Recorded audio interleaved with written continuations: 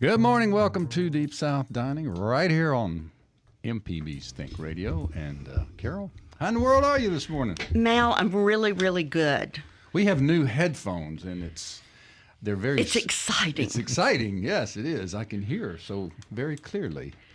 So how was your week? There's a song about that. Week? We've been gone 2 weeks. Yes, because we had a pre-recorded show last week. And last week was holiday. President's Day. No. Veterans Day. Veterans Day. It was a day. The week before was the interview about the new women, Southern women. Tony Tipton Martin. Yep. With Southern Women Cook. Yes. It was great. That was great. Y'all did a fabulous job, by the way. Thank you. I really enjoyed that interview. It's just a wonderful book. Yeah. I'm really enjoying that. I have to admit, I have not cooked out of it. I'm reading it. Well, just some of the best writers in the South wrote essays. And I'm working on Melissa M. Martin's Bayou book as well. So anyway, lots going on. Very active cooking and coping week, Carol. A certain friend of ours blew up cooking and coping by asking a question about potatoes at Thanksgiving. And he is here in the studio with us. It's Indeed. None other than Tim Pierce, who brings what many people call Tim magic to the world. And, this morning Malcolm and I were texting, and we decided that we would talk a little bit more about Tim other than he's from Boonville. Well, but we always want to begin with that. And, when I have the Boonville boys in the studio. It's like being outnumbered by Corinth and Boonville. You're the odd lady out or whatever. But anyway, Tim, welcome to our show. We're so glad to have you in town. Good morning. It's great to be here. And Tim is not only the star, one of the constellation of stars on Cooking and Coping, but I want the people that follow him to know that he is also a very, very busy and well-known designer, and he has worked all over the country from Las Vegas and Beverly Hills to New York, spreading Tim magic. Yes. And a variety of magic that Tim has. Yes, all sorts of entertaining magic. Yes. I mean, he can do your house, your table. Your wedding, your birthday party. All of the above. He's a designer of all things. Of all good important. things. All good things. And he has other talents and other arenas of expertise. He doesn't. He does indeed. And it's also interesting to note that early in your career, Tim, you and Joe Sherman worked together. We did. In fact, he sort of put the fear of God in me many times because he was doing a walkthrough. Oh, boy. Mr. Sherman is doing a walkthrough. And at McRae's. I was a visual manager, and, of course, everything had to be pristine. So it was, to be a friend and really love him now is a different role than I had at that time. We all had dinner last night, and Joe was there. And did it kind of thrill your soul that he has his 12-year-old grandson having Absolutely. an online store? Yeah, and to hear what they're selling and that he still has his finger in that world is quite thrilling for sure. Yeah. And the menu last night, I must say, was remarkable. I contributed absolutely nothing to it. Well, what do you do when Tim Pierce comes to dinner? You roll it out. You roll out pizza in a box. Well, no, wait. Now, the pizza was fabulous. It was from Bravo. And those boiled peanuts were awesome. Okay, guys, that was my contribution. Okay. And then Joe Sherman shows up with pate. With Jacques Pepin's chicken liver pate. Yeah. Outrageous. And Tim, who has come all the way from guest. Memphis with a very large bowl of this incredible pear salad. And I told you, it kind of reminded me of retro because the pears were halved, but it was so new. So let's talk about it. Everything that's old is new again. The retro pear salad, as you call it, it was absolutely the motivation because I was doing a home-cooked dinner for a cousin that was visiting from California, and I thought we should have pear salad. But then I got to the store and they had fresh red pears and they were just gorgeous. I said, oh, well, I'll use these. I got home and I was like, I cannot put mayonnaise and shredded cheese on top of this with a red cherry on iceberg lettuce. So I punted and used cambazola and brandied cranberries and walnuts and all the good stuff. And On a bed of arugula. on a bed of arugula. And Really did you fine. know to keep the color in pears, if you mix honey and lemon juice and give them a little bath in that it keeps their color instead Like a of brushed on bath? I had or always tried to submerged? use just lemon juice, acidulated water, and it just never worked. So what do? Google. So you dipped or brushed? It's like the juice of 3 lemons and maybe 2-3 tablespoons of honey. Make a slurry, and then you just give them a bath. Peel them. Malcolm, we Pretty learn good. something. We learn something all the time. Yes, we do. And here we have. There's one other item. There's another item I'm going to put for those who are on YouTube. I know this presentation is not Tim Magic. And you'll notice it's between Malcolm and me. We don't have anything near Tim. And this is Tim Pierce's famous pimento cheese. And I know you were trying to pin him down. It took me. I asked and asked and But you asked won. I mean, about the secret ingredient. Okay. You went through the whole produce department. I did. I knew it was fruit and I knew it was sweet, but I never could nail it. You finally had to tell me. I went through figs. I think I said pears. Yeah, and peaches. And Yeah, you peaches. did. And finally you Right. relented and shared with me that it is, in fact, Mango chutney. mango chutney and pimento cheese. It came from a cheese ball, actually. So it was a cheese ball that was In its previous life, this was a cheese ball? how I came up with the mango chutney. Yeah. Wow. Cream cheese, goat cheese, the mango chutney, and cracked black pepper. And it made a absolutely amazing cheese ball. And Brant ate the whole thing. And I was like, well, he loves pimento cheese and he loves this cheese ball. So this signature of pimento cheese was created. Malcolm, we're crunching on the Delicious. new microphones. This is really good. I love that sweetness, so I would never have thought that. It seems to be better as an appetizer or a snack. It's not necessarily a sandwich. A sandwich, pimento yeah. cheese. We would go hot maybe with Yeah, sandwich. for sure. Add jalapenos or some such. Yep. Hey, did either of you look at Cooking and Coping this morning? Yeah. There was something that just really caught my fancy. All right. Would you share with us? Jeffrey Mueller, who is one of a top contributor now, had a peanut butter and grape jelly sandwich. He breaded it with crushed frosted flakes and fried it. It was a fried PB&J Wow. grape jelly. I missed that. I did too. You know, we covered the whole range There's so here. much going on the website. And Malcolm, since we've been off 2 weeks, there's something I've been wanting to talk to you about. Okay. And a guy named Larry Rayburn, who lives in Enid, posted a fried squirrel recipe Okay. a couple of weeks ago.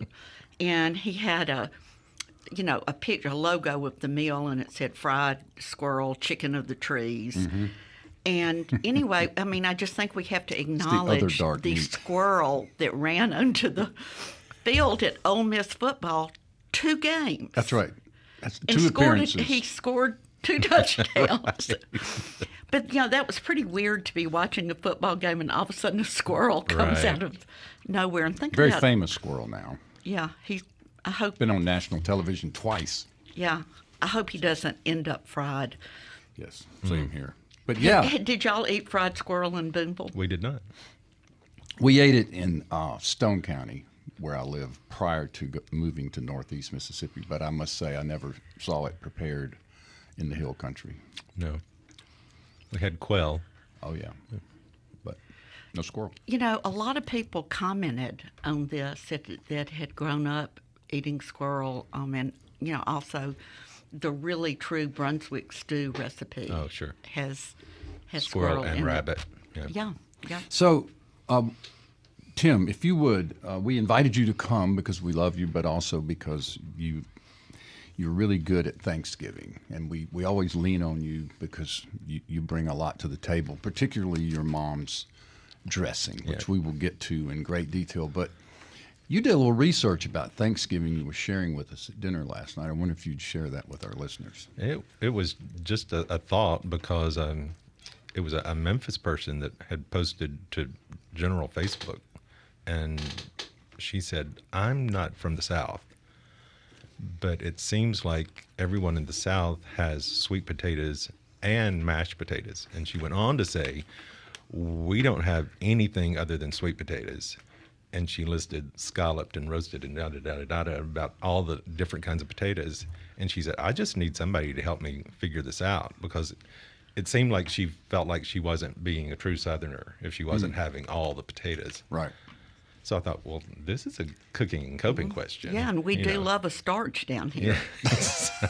Well, there's a funny story about that too, because some of the comments that came on cooking and coping was like, "No, we've got enough starch already with the dressing." I was like, "Dressing? Starch? That's not a starch." So here I am Googling dressing to say, why are they calling dressing a starch? I thought that was potatoes and pasta, and rice. Right. But not dressing. Not dressing. Please don't put dressing in that category. No, please, absolutely. I mean, not. I don't know what category goes in bread. Right.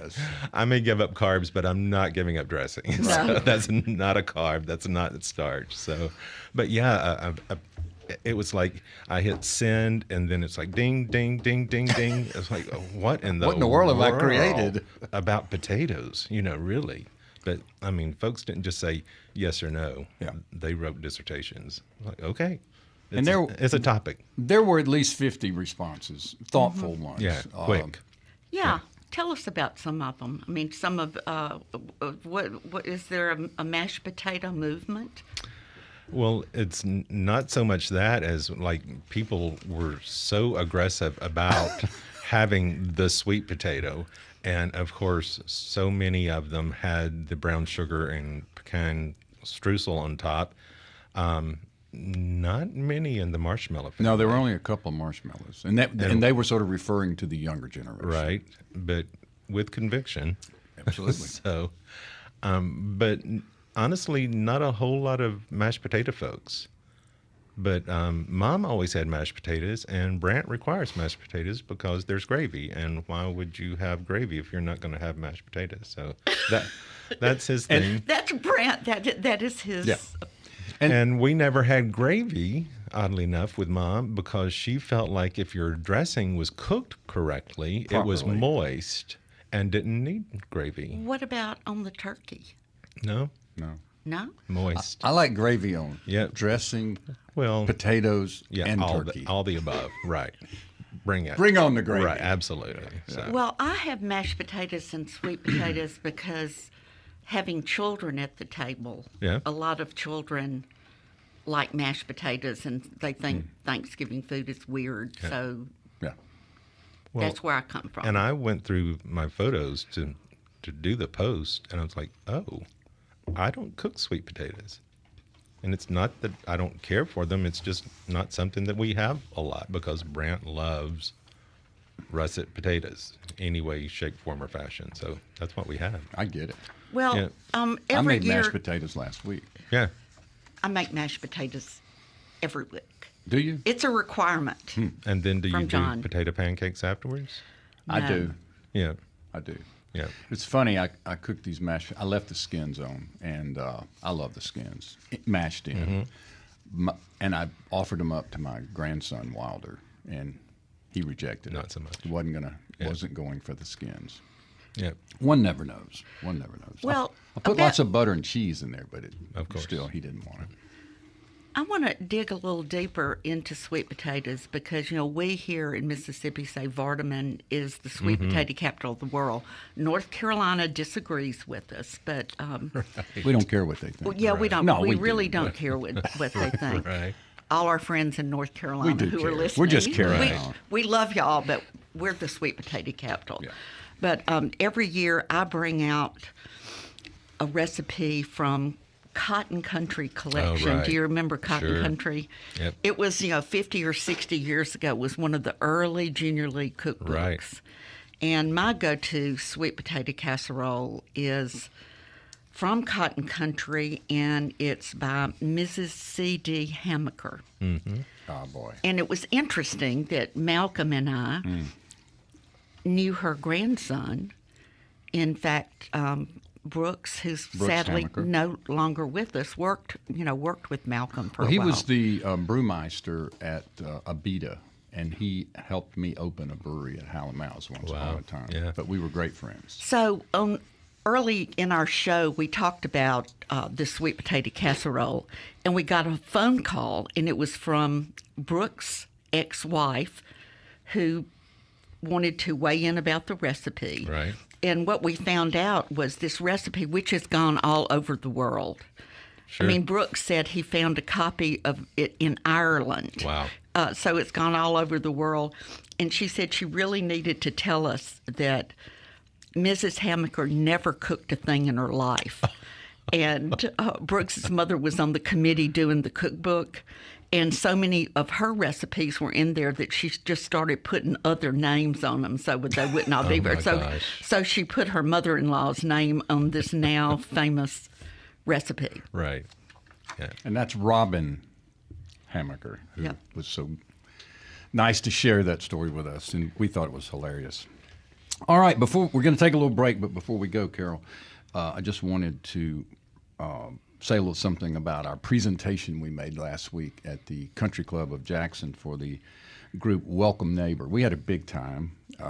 There were 100 women in that room. You told the sweet potato casserole story. Yeah, it's Thanksgiving. Yeah. But that was really nice, and we appreciate that. And before you got there, a lady approached me, Clarice Reynolds, and had clipped out a copy of a 2018 story that Robert St. John wrote about the publishing of the book, The Artful Evolution of Hallamow's. And she had saved it all this time and had written notes on the article about, I like this photo, this is really good. And she brought it to me that day and gave it to me before we made our little presentation. So, Clarice, thank you. That is so kind. Very and sweet. It's so much fun to get in front of a group like that and spread the word about our show and cooking and coping and just, encouraging people to get in the kitchen. And we shared your checklist, preparing for Thanksgiving, which we're going to get into here in the second segment. But anyway, we're going to take a break. If you want to join this conversation, we'd love to hear from you. It's toll-free. It's 1-877-672-7464, or you can shoot us an email to food@mpbonline.org. We'd love to hear from you. If you have questions about the upcoming Thanksgiving weekend, not Thanksgiving Day, then we would be happy to entertain that. Also remind you that we're broadcasting live on Mississippi Public Broadcasting's YouTube channel if you want to see what Tim looks like, if you're curious about the face behind the voice. And if you want to see the last tomato of summer that Tim brought as a gift. All right, we'll take a short break, be right back with Tim Pierce and more about Thanksgiving.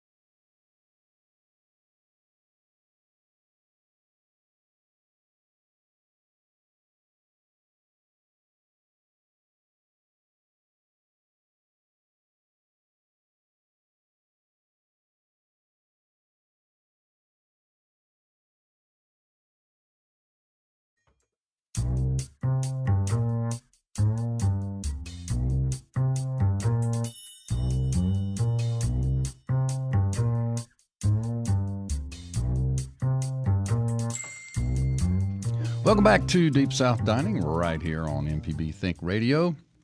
We're blessed with an abundance of joy in the control room this morning, Carol. We've got Absolutely. Got it all going on. We have special guest. Tim Pierce is here with us. And we've got callers on hold. We've got emails coming in. And we have a question from Kevin Katula, who works here at MPB. I think you do social media. What is your gig? I'm the digital content creator, but essentially anything on social media, I probably had my hands in. Okay. You had a Thanksgiving question for us. Yes, sir. Yes. So if you guys don't mind, we know that Thanksgiving, especially in the South, big meals, big portions, but also big leftovers. So I was wondering if you guys had any creative suggestions for what to do with your Thanksgiving leftovers. Wow. Indeed, we do. What about a turkey and dressing sandwich with a little cranberry mixed in? It's really interesting to see the different variations of that. Yeah. That people really love to put everything on a sandwich, but some are more refined. It's like, oh, I can't do that. I'd never I put would English peas on a sandwich. Right, or green bean casserole. Why would you?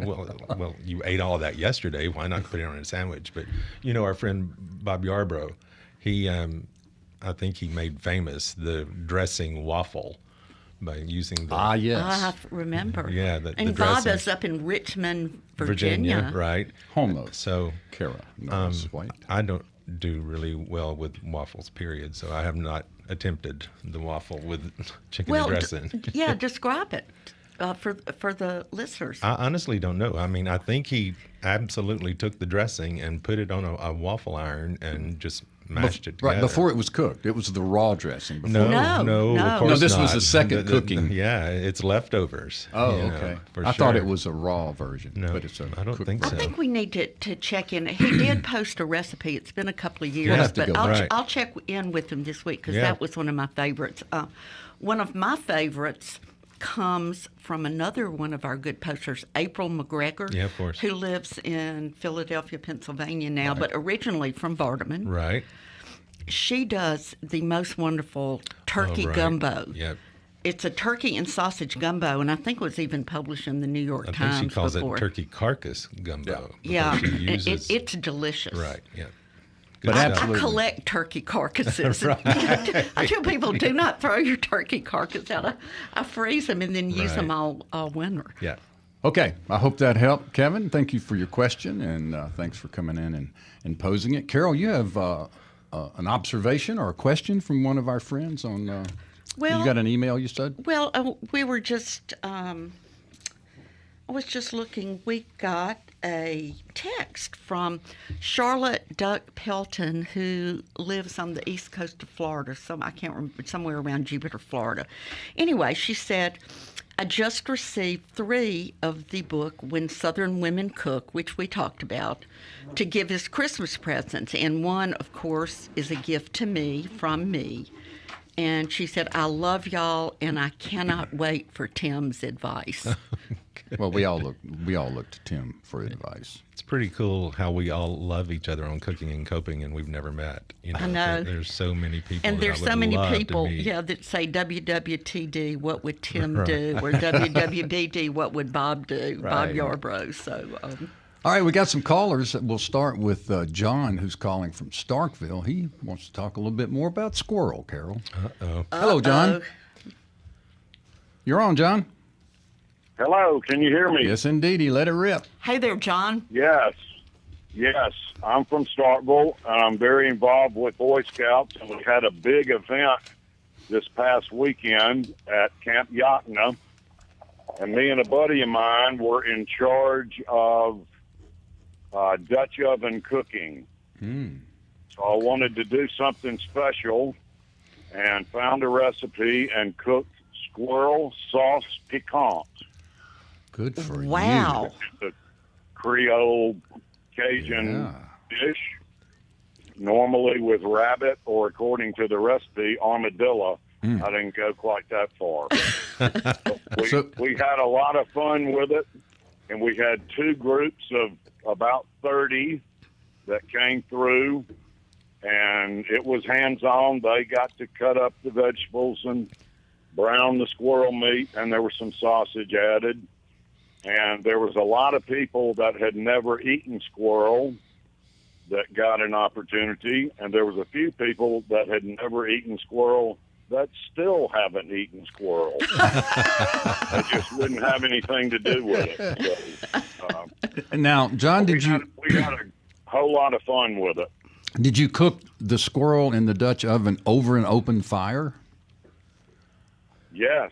Excellent. There was no oven involved. This is a great visual for me. That was the whole idea. Going back to my childhood, this is great. Yeah, John, this is really a wonderful thing. I did not know about squirrel sauce pecan. I probably won't be making it, but I just looked on, I just Googled it, and there are many, many Louisiana recipes. So it must be a deal. You can do anything piquant. Yeah, Do you know, I had to find out, do you know what the word piquant means, the definition of the word? No, please let us know. Okay, the definition is agreeably stimulating to the palate. Oh boy, I like that. Yes, Wow. they have. You can also have something that's piquant to your eye. It's agreeable. It looks good. This is good. Piquant. You learn it here on Deep South Dining, and you can do a duck sauce piquant, venison piquant. But I mean, there are recipes all over.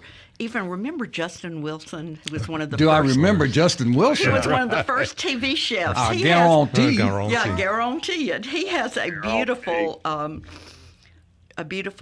squirrel piquant. I have a signed copy of his cookbook. Wow. And a photograph with him in the oyster bar at Hal and Mouse. I was a big fan. Hal and I were big fans of this guy. He was the first TV chef that brought us Louisiana cooking, and we connected with him. John, thank you so much for calling. That was a terrific update on squirrel piquant and the Boy Scouts and cooking outdoors, and really nice. Thank you so much. And I mean, bravo to you for teaching Scouts and keeping these traditions alive. I mean, that Dutch oven cooking is something that needs to be celebrated. Yeah. Good stuff. Absolutely. All right, from Charleston, South Carolina, now we go to Kevin, who wants to talk a bit more about Thanksgiving foods and an apple pie recipe. Hello, Kevin. How are you? Oh, I am. Man, if I was any better, I'd be you. Welcome to my world. What's going on, buddy? Well, hey, I had a couple little things. A lot of times, being an active duty military family, my wife and I moved. You know, we don't always have the opportunity to get together with family. Sometimes for Thanksgiving, it's just her and I, and that's a big process and a lot of food to get together for two people. So one of the things that we've started doing that's made that a lot easier is instead of doing a turkey, a lot of times we'll just split a Cornish hen. Mm-hmm. Don't know if that's ever been approached, but it's really nice because it kind of limits the leftovers. The other thing too, I've taken to actually, instead of doing my bird, whether it be a Cornish hen or a chicken or anything like that, instead of doing it in the oven, I've started doing it sous vide, so that way it's not taking up my oven. So now I've got my oven free to do other dishes, and that kind of thing. That's been really helpful to me. Wow. Hey, Kevin, because a lot of our listeners probably don't know about sous vide, why don't you explain what that is? I mean, in a nutshell, you are vacuum sealing food in a plastic bag. You're submerging it in water with a circulator that keeps it at a very precise temperature for a predetermined period of time. Then when it's done, it's up to temperature where you want it. All you're doing is taking it out and give it maybe a quick broil to crisp up the skin. Great. So thank you. That was a pretty really concise explanation. Well, I tend to be a bit loquacious, so I try to hold myself in check. Well, we are always happy to hear from you, sir, and we appreciate what you bring to our show. Great of you.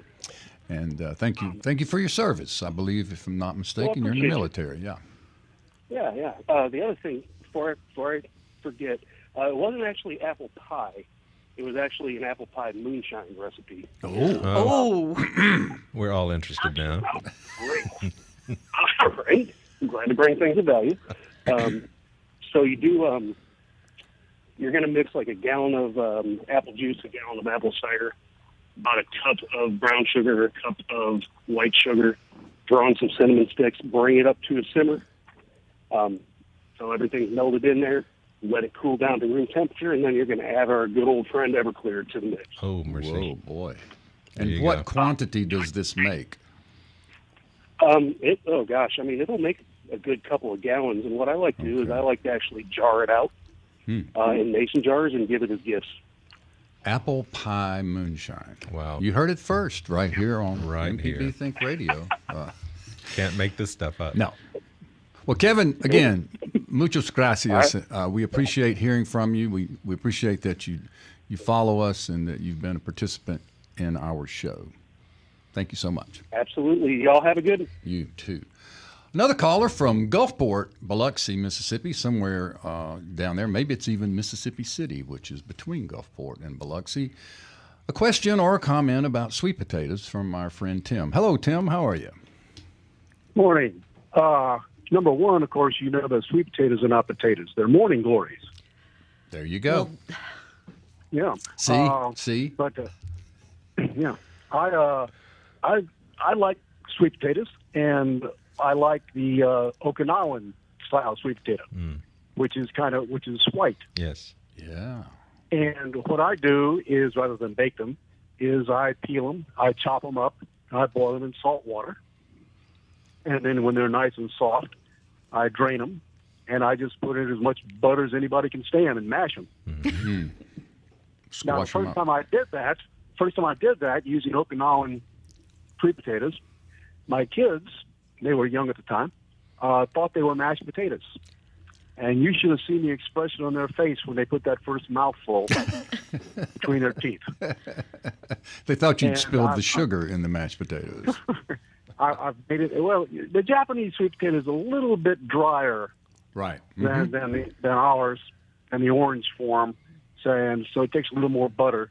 But it's a very quick and convenient way of making sweet potatoes, and everybody can take the amount they want rather than having to eat an entire sweet potato. Because sometimes they get pretty big, Yeah. and having to bake them for a long time. And sometimes they'll dry out in the oven. I find that just boiling them like mashed potatoes and not putting milk in it, but just putting butter in it, works very, very well. Great. Well, Tim, thank you so much for listening. Thank you for calling. We appreciate your insight on the potato. The sweet potato is not a potato. It's a sunflower. A morning A glory. morning glory. Oh, excuse me. Could be a sunflower. Tim, one of the comments that you got back on your potato posting was that someone said that sweet potatoes hurt their teeth. And I have never heard of such a thing. I think that's because they put too much sugar in it. Yeah, maybe. But I thought that was peculiar. The casserole, I think, is what they were referring to. And some of the casseroles are absolutely like dessert. I mean, they truly are. Yeah, well, we haven't even touched on sweet potato pie. Right. Well, please do. Well, that's a big Thanksgiving Right. dish. And Mom always had sweet potato pie as well, so there was candied yams, sometimes sweet potato casserole and sweet potato pie. So, Yeah, well, just in case. a trifecta. Life is short. So You had done some research about the history of Thanksgiving. You shared with us last night about how many people were at the first Thanksgiving and sort of the layout. It was fascinating. You said there were Native Americans, and it was sort of hosted by this one particular individual who was Native American, but who had traveled around. That's correct, and actually became the interpreter between the colonists and the Native Americans, and that's sort of how the first Thanksgiving happened, because he brought the two together, and they brought all of their bounty of what they had grown. And interestingly enough, it was a celebration over 3 days, which I found really fascinating, because we crammed so much food into one day that you really can't even enjoy. It's just so much, So this year, we're starting this coming Sunday night with a pre-Thanksgiving dinner with friends, because we're going to be out of town for Thanksgiving. So we normally have a post-Thanksgiving where we just eat leftovers on Sunday night after. So we're starting, but we're not doing anything traditional. I'm making duck dressing, which I'd never heard of until recently. And we love oyster dressing and, of course, Mom's chicken and dressing, but this is going to be a first for us. And instead of sweet potatoes, I'm doing butternut squash. So Delia's making a winter salad. So it's a different kind of Thanksgiving meal, which I think we'll really enjoy and still get to have Thanksgiving Day. So I think their idea of spreading it over multiple days, whether that be over a week or whatever, is pretty smart, instead of doing all of the stuff on one day and just being completely wasted at the end of the day. As Bruce would say, it's too much. It's just too much. Got another caller from Mobile, Alabama on the line. We have Frances, and she has the topic is sweet potatoes. Hello, Frances. Good morning. I am obviously not from the United States. When I came over here, I decided to make sweet potato casserole the way I think my mother would have made it. So I used the sweet potato, I nuke them, I microwave them, and then I peel them and mash them. I add a lot of butter, unsalted, a lot of sour cream, all cream cheese, a lot of chopped bacon, pre-cooked, and a little bit of nutmeg and lots of pepper. And your mother is from? I mean, she was British. She wouldn't touch sugar in a sweet potato. Sugar? It's sweet potato. Yeah. It's already sugar got in it. But bacon. So, bacon. And then I had another comment. I microwave them and give them to the dogs. Oh. Whole, just as a treat potato. Treat potato. Have to worry about treat potatoes. The dogs love their treat potatoes. I microwave them and then let them sit overnight because they do hold their heat very well. You don't want to burn the dog's mouth. Right. And you're giving your dog a healthy meal. Indeed. The sweet potato is one of the most perfect foods. Yes, I throw them out in the yard and they carry them around and they love it. And then what's left, if anything is, I guess the birds scoop it up. So you're multi-layered. Possibly, or the worms, or the ants. Correct. Yes. Everybody gets fed. Excellent. Well, Francis, thank you so much for listening and for calling in this morning. We deeply appreciate what you have brought to the table. It's break time again, ladies and gentlemen. We'll take a short break, and because we got to get right back to Thanksgiving. Carol, we've got your checklist. And we've got to talk about Tim's mother's We've got so much. dressing. There's so much to talk about. You can join us toll-free 1-877-672-7464 or shoot us an email to food@mpbonline.org. But more importantly, we'll be right back with more from Tim Pierce, our friend from Boonville, Mississippi.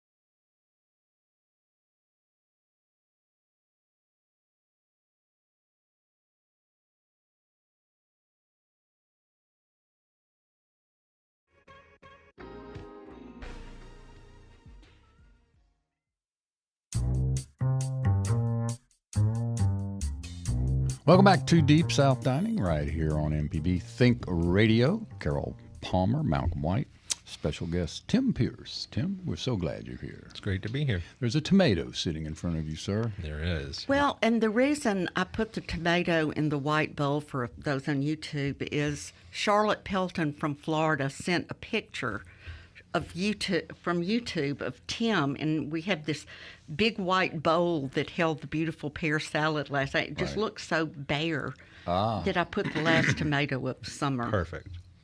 Well, thanks for sharing your last tomato. Ripley Produce, Tim's Family Farms.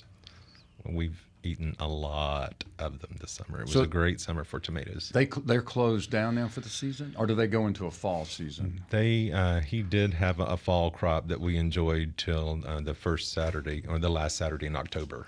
Okay. So that's when the market closed in downtown Memphis. Okay, on to Thanksgiving, Carol. To Return Thanksgiving. to forever. Yes. Our Thanksgiving checklist, we're down to the week before Thanksgiving. So this is the time to go ahead and prepare a cooking schedule. Because being organized, you know, put what goes in the oven when. Yep. A lot of planning goes into that. Right. Yep. I did my shopping last week. So in Byhalia, I went to the Reed's Market, and it's the only time literally all year that I buy canned food. But Yeah. I do the green bean casserole and the mushroom soup, the whole 9 yards, just like Mom did. Yeah. It's tradition. Yeah. And that's another thing. Go on 2 or 3 grocery runs. Like buy all of your non-perishables, and then wait till the weekend or something to buy your perishables. Well, I bought my hen last week, and it's in the refrigerator, but it's still not thawed. How long does it take to thaw a hen or a turkey in the refrigerator? And we will be repeating this next week. Right. It takes 3 to 4 days Right. to thaw a turkey. Do not wait till Thanksgiving morning. That's the number one question on the Butterball hotline. Indeed.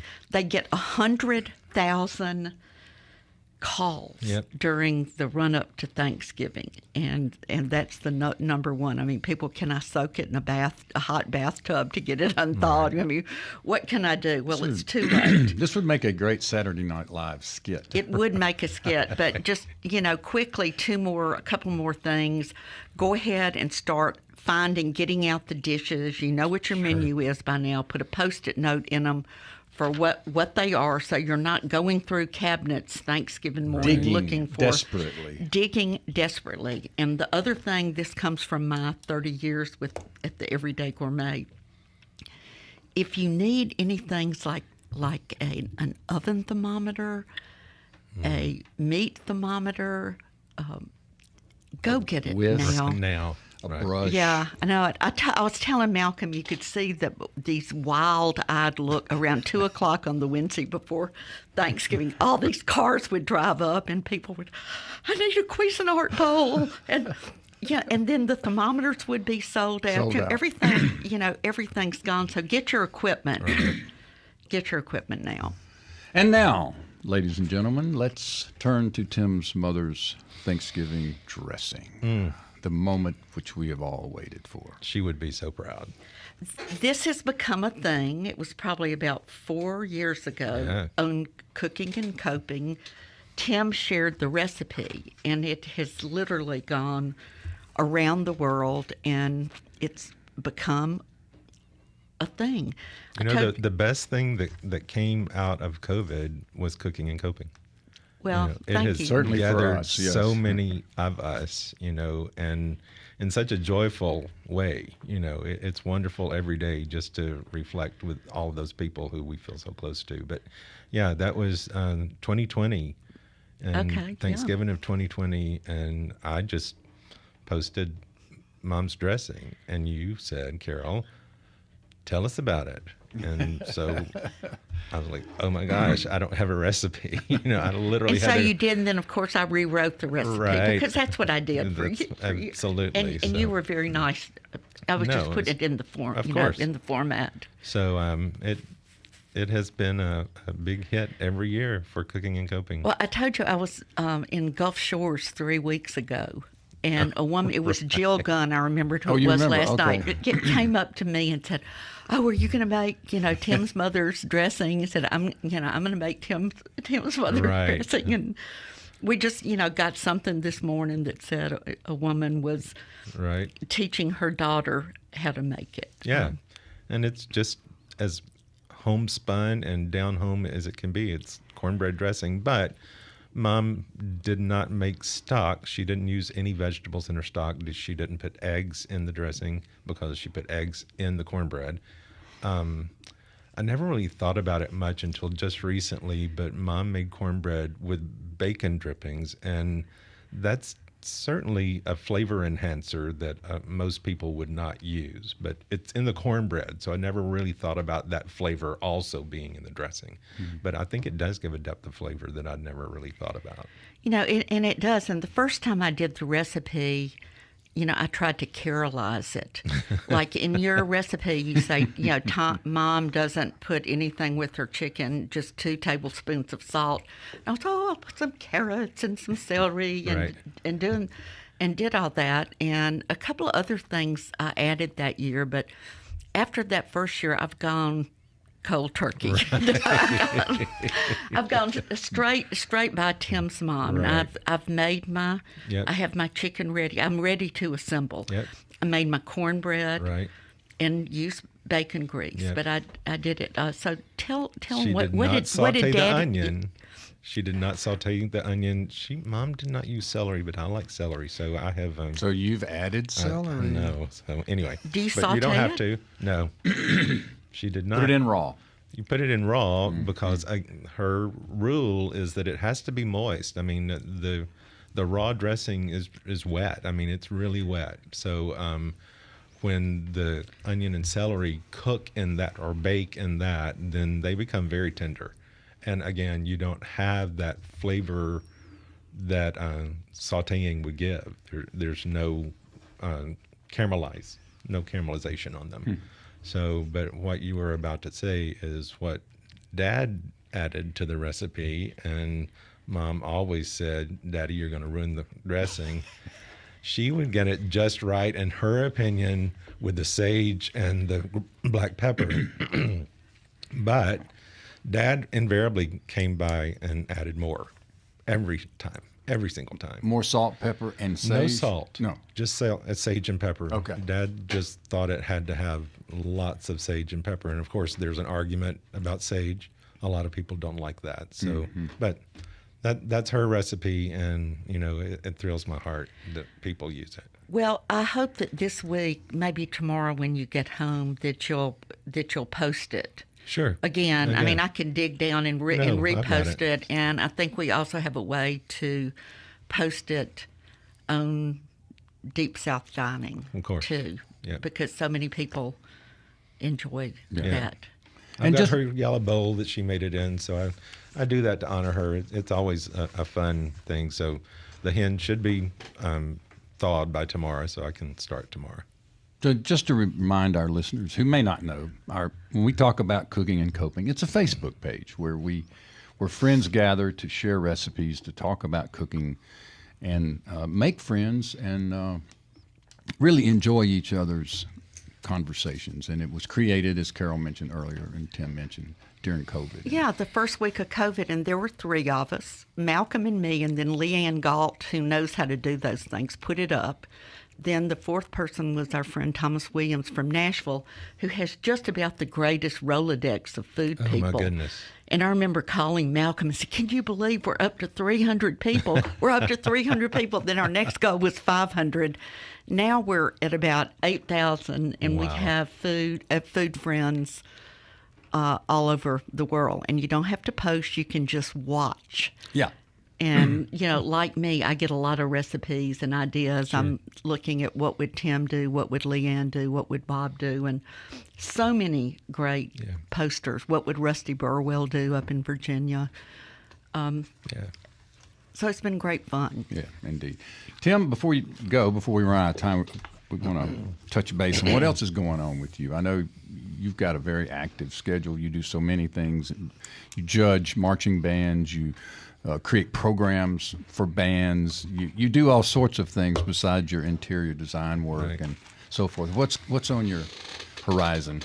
Remodels and additions, home additions. I think that's the next thing. I just finished the marching band season with a big regional in San Antonio where we saw 70 bands and narrowed that down to 14 and had a great regional with Bands of America down there. But yeah, so it's time to start decorating for Christmas. So we are actually going to New York the day after Thanksgiving for a baby christening for one of the brides and grooms that I did the wedding for several years ago. They've had their first child, Lida, so we get to go to her christening and then come back and start decorating for Thanksgiving. Well, speaking of Christmas, one of my other show and tells, you gave us this knife a few years ago. It came in the mail. Right. And this is my favorite knife. Yeah. Same here. And Absolutely. so I ordered, I'm giving my family, I'm giving everyone, but this is, I don't know if we can say brands, but it's just a Victorinox Right. tomato knife. Yeah. Serrated. Serrated. And I've only cut myself once on it. Right. Yep. That But- thing, Like the first time you use it, you're like, oh, okay, yeah. that is one sharp knife. Our great friend Robert Kyle found that and bought one for himself and bought one for me. And the truth of the story is that I either threw it away or left it at someone's house or whatever. And I mean, I could not work in the kitchen without it. So I ended up finding it and ordering one, and then for Christmas sent all of you one because I think everybody needs to have it. And they Look at the come. colors. I've got all these orange, yellow, pink. I got like, and it's so. I mean, it's fairly price friendly. But for years at the Everyday Gourmet, we sold like a Hinkle and a Wusthof type Right. knife, which were $35 or $40 back then. Perfect wedding gift. Yeah. But Those. this is even better. Absolutely. Well, folks, it's time to go, and we want to thank Tim Pierce for being with us today. We are thankful for many things. We Indeed. are thankful for you, for your friendship, and what you bring to our Monday, Sunday mornings.